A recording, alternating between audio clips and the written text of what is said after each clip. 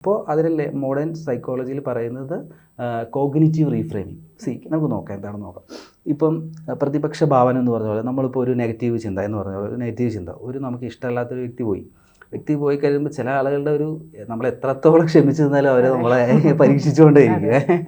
നമ്മൾ ക്ഷമയെ പരീക്ഷിച്ചുകൊണ്ടിരിക്കും. അപ്പോൾ നമുക്ക് ഇഷ്ടമില്ലാത്തൊരു വ്യക്തി പോയി, അപ്പോൾ നമ്മൾക്ക് അയാളെ ഒന്ന് ഹിറ്റ് ചെയ്യണം അല്ലെങ്കിൽ ആക്രമിക്കണം എന്നൊരു ചിന്ത നമ്മുടെ മനസ്സിലാവും. അപ്പോൾ ചിന്തകളിന്മേൽ നമ്മൾ ബോധവാനാണെങ്കിൽ നമുക്ക് അതിന് ഓപ്പോസിറ്റായിട്ട് അദ്ദേഹത്തിനെ സ്നേഹിക്കുന്നതായിട്ട് ഒരു ചിന്ത നമ്മളുടെ ഉള്ളിൽ ബോധപൂർവ്വം നമുക്ക് സൃഷ്ടിച്ചെടുക്കാം. അപ്പോൾ അങ്ങനെ ഒരു ചിന്തയ്ക്ക് ഓപ്പോസിറ്റായിട്ടുള്ള ഒരു ചിന്ത വയ്ക്കുന്നതാണ് പ്രതിപക്ഷ ഭാവനം. ഇത് നമ്മുടെ ഏതാ പറഞ്ഞാൽ ആധ്യാത്മികമായിട്ടുള്ള ചിന്തകൾ പണ്ട് മുതലേ ഒരുപക്ഷെ 5000 വർഷങ്ങൾക്ക് മുമ്പ് തന്നെ ഇവിടെ പ്രാക്ടീസ് ചെയ്തുകൊണ്ടിരുന്ന ഒരു വിദ്യയാണ് ഈ പ്രതിപക്ഷ ഭാവന എന്നുള്ളത്. സമ്പൂർണ്ണ ജാതകം സാധാരണ ജാതകമല്ല, സമ്പൂർണ്ണ ജാതകം 75 പേജുകൾ അടങ്ങുന്ന സമ്പൂർണ്ണ ജാതകം 250 രൂപയ്ക്ക് ഇനി നിങ്ങളുടെ കൈകളിലേക്ക്.